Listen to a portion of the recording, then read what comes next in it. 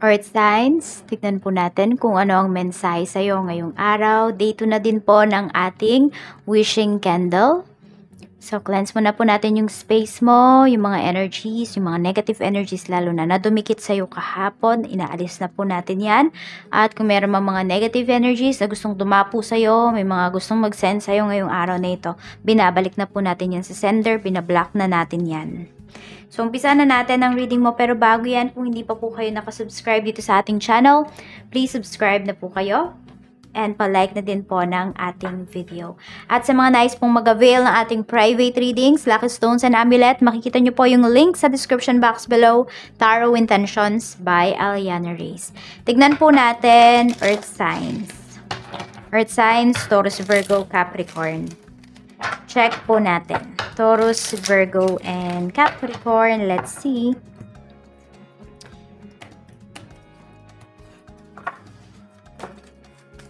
Mayroon tayo ditong King of Coins. Ayan. Stability.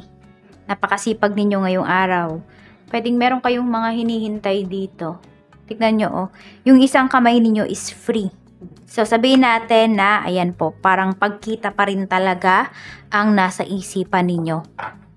At meron naman dito, you are very stable na earth signs. Kaya parang kahit na, sabihin natin, mga luho na yung bilhin mo, alam mo na hindi ka magugutom dito.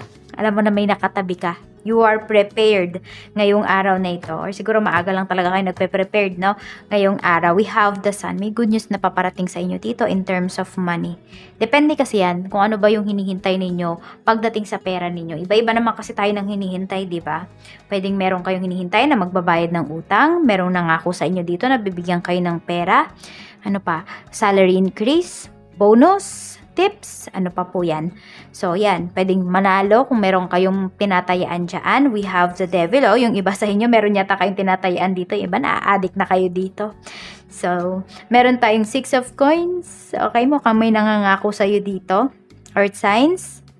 Ayan. Or could be, kayo ba yung nangako na may bibigyan kayo dito? So, parang nauobliga tuloy yung iba sa inyo. Pwedeng may babayaran yung anak nyo sa school. Ayan po. So, ayan o, para kasing magbibigay kayo dito ng money. 5 of Wands. Mukhang may mananalo nga talaga dito sa raffle or kung ano man pong tinatayaan ninyo. Mukhang mananalo kayo dito. Earth signs. Ayan o, palaban yung energy nyo talaga ngayong araw na ito. So, tignan pa po natin ano pa yung mensahe para sa'yo. Spirit guide, mensahe pa po natin kay Earth signs. Taurus, Virgo, Capricorn. Tignan po natin. Taurus, Virgo, and Capricorn. Tingnan natin. We have clairsentience. Wala ito kay Archangel Raguel. So, marami po sa inyo dito ay empath. Ayan. So, may mga nararamdaman kayo. Nararamdaman physically or emotionally. So, ano nyo po, i-protect nyo yung inyong sarili. Kasi minsan, sobra yung inyong nafe-feel, yung nararamdaman na hindi dapat. Okay? Kasi, hindi nyo naman talaga yun. Hindi talaga yun feelings ninyo. Na-absorb nyo lang po yan. And minsan, nakaka-block po ito ng inyong energy, ng inyong mga chakras. We have clear your space. Yon, clear your space, protect your energy. Sabi ni Archangel Japiel, get rid of clutter, clear the energy around you, and use feng shui. So, depende po yan sa inyong paniniwala. Kung naniniwala ba kayo sa feng shui. Pero, yan, maglinis daw kayo. Yan yung sinasabi sa inyo dito. Baka, ayan, may nag-hoarding ba dito?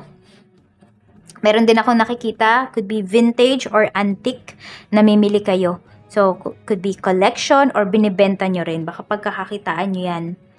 Medyo mag-ingat lang kayo kung kayo po ay mahilig sa mga ganyan. Kasi, karamihan ng mga antique, 'di ba? Is merong nakatira, may nagbabantay, earth signs.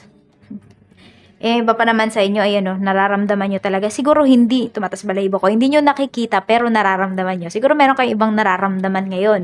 So, meron dito, feeling nyo may kasama kayo na parang nanlalaki yung ulo ng iba sa inyo. Ayan, protektahan nyo yung sarili ninyo. Kasi minsan, parang may gustong sumapi sa inyo. Ay naku, bakit palagi na lang, napapansin ko talaga lagi kay earth signs ganito. Siguro need yung mag-grounding or mag-earthing po kayo. Kasi pag sobrang bigat ng nararamdaman ninyo, mabilis talaga, or pag sabi natin madami kayong blockages or mabigat talaga yung pakiramdam ninyo, stress kayo, madali kayong pasukan talaga ng mga spirits. Meron tayo ditong angel therapy. Yun nga, may pinagdaraanan yung iba sa inyo. Mula ito kay Archangel Raphael. Give your cares and worries to us, angels, and allow us to take your burdens. So, ibigay mo na po yan kay Archangel Raphael. Ibigay mo na yan kay God. Ibigay mo na kay universe. I-surrender mo na yung mga problems mo, earth signs. Tingnan natin. Syempre ha, kahit sinurrender nyo na yan kay universe, kay God, kay archangels ninyo, syempre, kikilos pa rin po kayo. Hindi po pwede na pag sinurrender na natin ay wala na tayong gagawin, tutungan na lang tayo at hintayin natin matapos yung mga problema. Hindi po yun ganun. What I mean is, you are asking for guidance. Na i-guide ka nila. Yun yung parang pag-surrender mo sa kanila.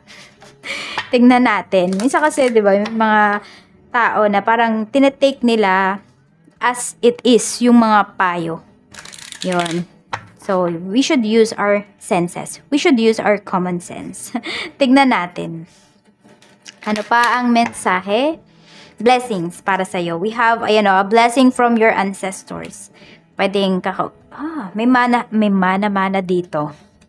Ang dalas niyang lumabas ngayon, these days, ang dalas niya talagang lumabas. Yung about sa mana-mana, ganyan, no? 'Di ba? A blessing from your ancestors. Pwedeng may ibibigay sa'yo personally, yung lolo mo or lola mo.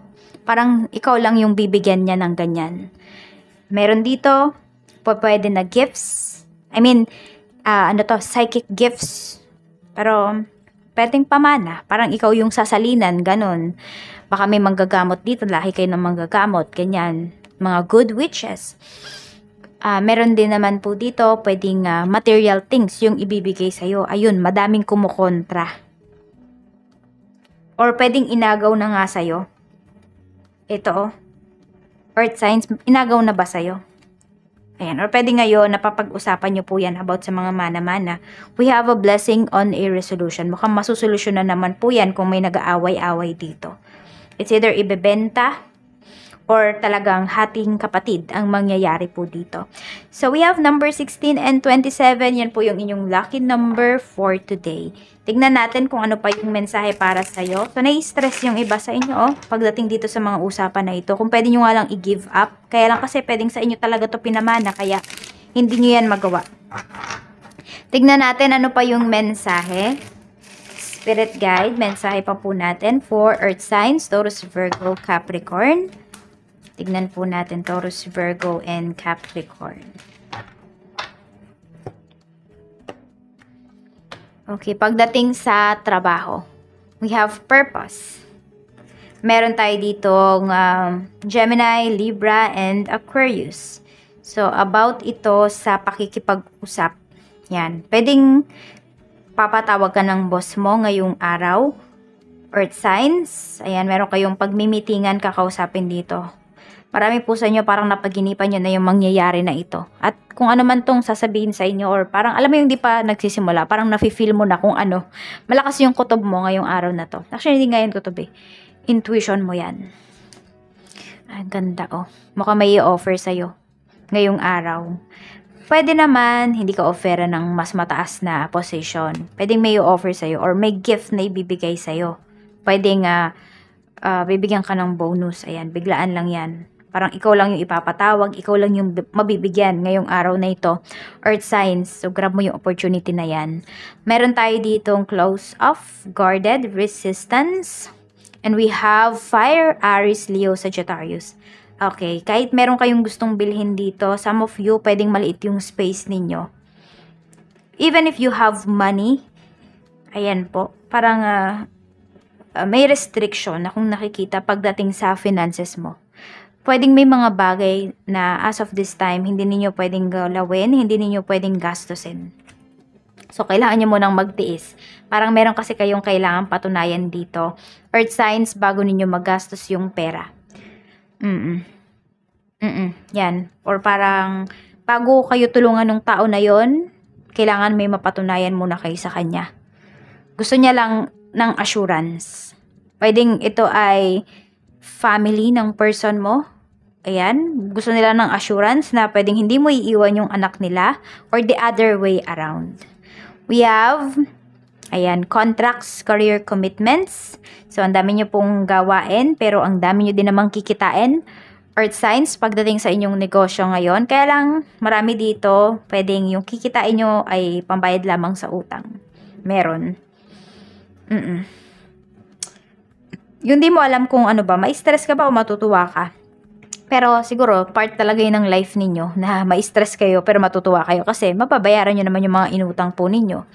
Ayan, tignan natin. Pero ayan o, ang dami yung commitments ngayong araw na ito pagdating sa inyong negosyo. Kaya po, alagaan nyo din yung health ninyo para magawa nyo po ito lahat. Para masabi natin, makita or ma-meet ninyo itong mga commitments na ito ngayong araw. And you should review some contracts ngayon. Tingnan natin pagdating sa love life, we have higher self. Okay, you know better.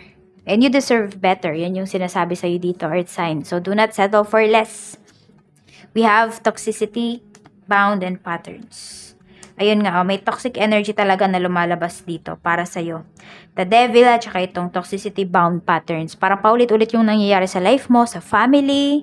Ayan, pagdating dito sa usapang pera, pagdating sa relationship, we have fulfillment and wish. So, if you... pwede naman you would give another chance sa person mo. Pwedeng, ayan, pwedeng may maayos. Pwedeng ma-activate niya yung power niya. What I mean is, yung kakayahan ba ng person mo na pwedeng kaya niya palang magbago, kaya niya palang unahin kayo, yung mga ganong bagay. Kasi sabi nga dito, di ba, a blessing on a resolution. Ayan, so meron ditong pag-aayos, meron ditong masosolve na problema ngayong araw. So, ayan po, tignan naman natin pagdating sa iyong wishes. So, green for luck, money, career, and also prosperity, wealth, good luck. Kung may mga tinatayaan kayo, ayan po. Ito naman is for career din, for love, for true love. Ayan po. Para bumalik yung passion sa relationship, mag-wish na po kayo.